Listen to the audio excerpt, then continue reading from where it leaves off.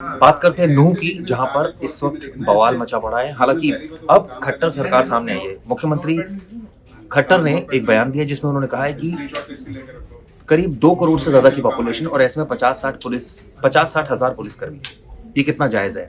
इस तरह की घटनाएं होती रहती हैं और ये भी कहा है कि इंटेलिजेंस फेलियर बिल्कुल नहीं है। इन तमाम मुद्दों पर बात करते हैं। हमारे साथ तंसीम हैदर साहब मौजूद हैं। तंसीम भाई, अब जिस तरह से हालात पैदा हुए हैं नूह के, लगातार वहाँ पर हम देख रहे हैं टेंशन्स बनी हुई है।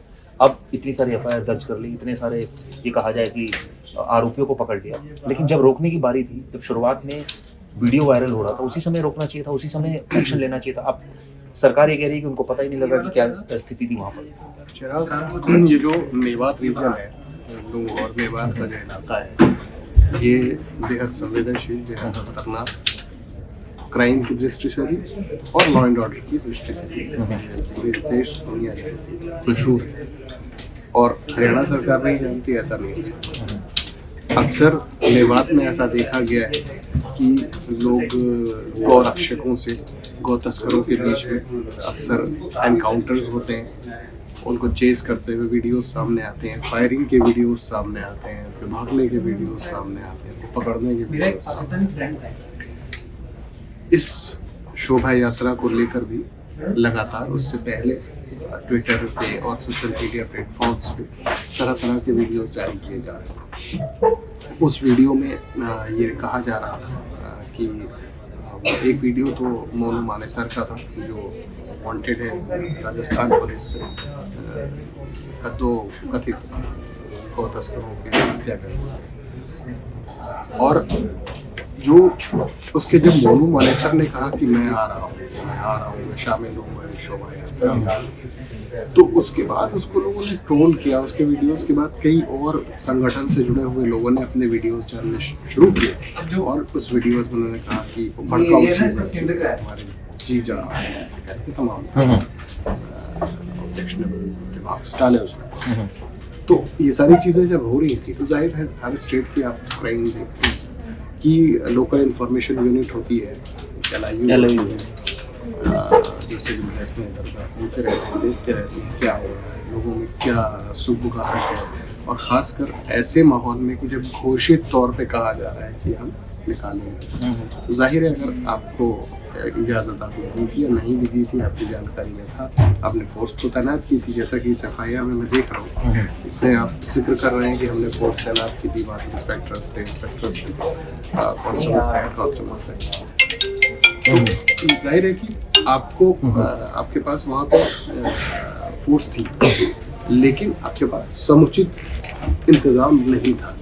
तो प्राइमा फेसी ये देखने में मिलता है कि जो एडमिनिस्ट्रेशन था, जो पुलिस थी, जो प्रशासन था, उसकी तरफ से ऐसे इंतजाम नहीं किए गए थे, जबकि मालूम था कि शोभा यात्रा ऐसी जगह से निकाली जा रही है जो संवेदनशील है। एक वीडियो सामने आई है हैदर भाई, जिसमें वहाँ के जो MLA हैं वो ये कह रहे हैं कि मोनू मानेसर को हम सबक सिखाएंगे, क्योंकि उनका ये आरोप है कि जो मोनू मानेसर है वो जो गौ तस्करों को पकड़ता है, उसकी आड़ में वो बेकसूर मुसलमानों को पकड़ता है और उनको वो तस्कर बनाकर उनके साथ जातिया करते हैं। तो ऐसे आदमी को हम छोड़ेंगे नहीं। अब चूंकि ये यात्रा निकाली जा रही थी तो उसने ये ऐलान कर दिया एक तरह से टसल दिखाते हुए कि भाई मैं आऊँगा। तो क्या ये गलती माना जाए तो शुरुआत से ही अगर एक दृष्टि देखा जाए तो मोनू मानेसर की थी? देखिए, दोनों ही पक्षों की तरफ, जो दोनों पक्ष हैं, गलती दोनों तरफ से ही हुई। किसी ने ऐलान कर दिया तो उस ऐलान का आप कोई सड़क पे बदला नहीं लेने लगेंगे और अंदाज़ा लगा कि वो आ ही रहा है। जहाँ तक अभी तक की जानकारी है कि वो उस शोभा यात्रा में शामिल नहीं हुआ, तो आपको अव्वल सबसे पहले पुलिस को इन्फॉर्म करनी चाहिए थी, ये सारी चीज़ें बताना चाहिए था। आप बता रहे थे कांग्रेस के MLA के बारे में। अब उन्होंने अगर इतनी सारी चीज़ें मालूम थी, ये सब कुछ बोल रहे थे कि माहौल बिगड़ सकता है, तो इन सारी चीज़ों को लिखित तौर पे पुलिस के सामने पेश कर दिया। उनका तो आरोप ये है ना कि वो उन्होंने दिया लेकिन पुलिस ने रिएक्ट ही नहीं किया। हाँ, तो अगर ऐसा आरोप है तो सरासर ये लापरवाही है, जैसा कि इस FIR में आगे लिखा गया है।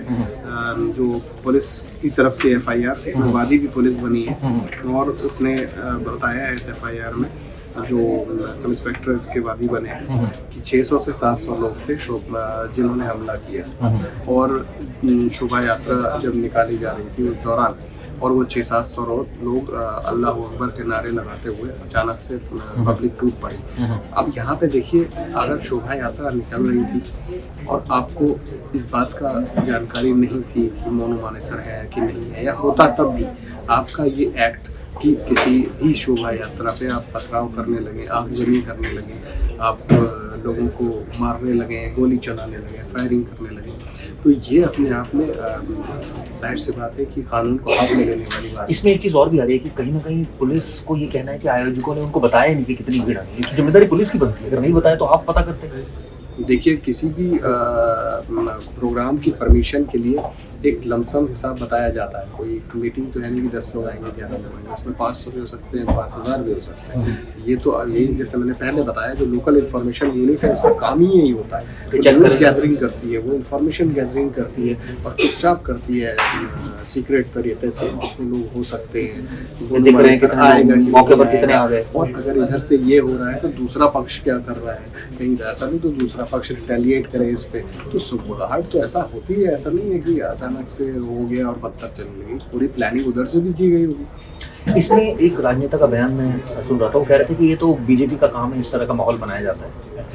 देखिए, किसी भी सीधे तौर पे ये आरोप लगा देना कि बीजेपी का काम है, ये मैं नहीं समझता हूँ कि सही है। कारण ये है कि वहाँ बीजेपी की सरकार है, इसलिए आरोप जरूर लगाए जा रहे हैं कि इसकी सरकार है, उसकी जिम्मेदारी। इसमें एक सवाल ये भी उठकर आ रहा है हैदर भाई कि ये जो पूरा ट्रेंड हुआ, ये जिस तरह से किया गया, वीडियो सामने आया, ये कहानी है कि ये शामिल उस मर्डर में था, मोनू मानेसर ही नहीं था, ये भी अभी साफ नहीं है। क्योंकि अगर ऐसा होता तो ये तो वीडियो बना रहा है, पुलिस पकड़ क्यों नहीं सकती? देखिए, उस केस में मोनू मानेसर मुख्य अभियुक्त है और तो उसको अरेस्ट क्यों नहीं किया अभी तक? उसको, हाँ, ये एक बड़ा सवाल है कि ये राजस्थान से वांटेड है। राजस्थान पुलिस कहती है मुझे ढूंढ रहे हैं साहब, हम रेड्स कर रहे हैं, हम पकड़ने के लिए उसके छापेमारी कर रहे हैं पूरे हिंदुस्तान में, और वो जगह जगह इंटरव्यू दे रहा है, वो नारेबाजी करवा रहा है, या वो बदअमनी फैलाने की कोशिश कर रहा है।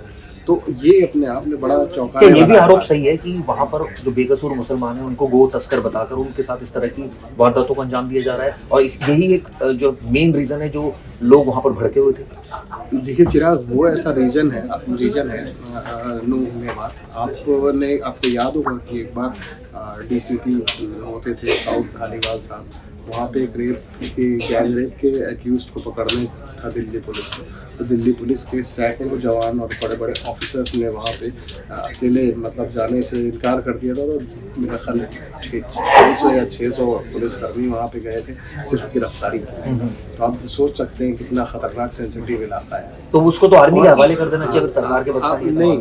उसमें हम बताएं, आप जिस बात पे बात कर रहे थे गो तस्करों को लेकर, वहाँ पे कुछ ऐसे एलिमेंट्स हैं, एंटी सोशल एलिमेंट्स हैं, क्रिमिनल माइंडेड एलिमेंट्स हैं जो गो तस्करी का काम करते रहे पुश्तैनी तरीके से। उनके यहाँ पहले काम होता था जो ये भैंस का मांस है इसका ये लोग काम करते थे, लेकिन धीरे धीरे उन्हें लगा कि जो आवारा है इस तरीके के गौ हैं उनका ये उन्होंने चुरात में उठाना, उनको चोरी करना और चोरी करके उनको काट लेना। तो जिसकी गलती है उसको सजा देंगे ना, हर किसी को थोड़ी देंगे। अब कहते हैं, कहावत है ना कि गेहूं के साथ घुन भी पिस जाता है।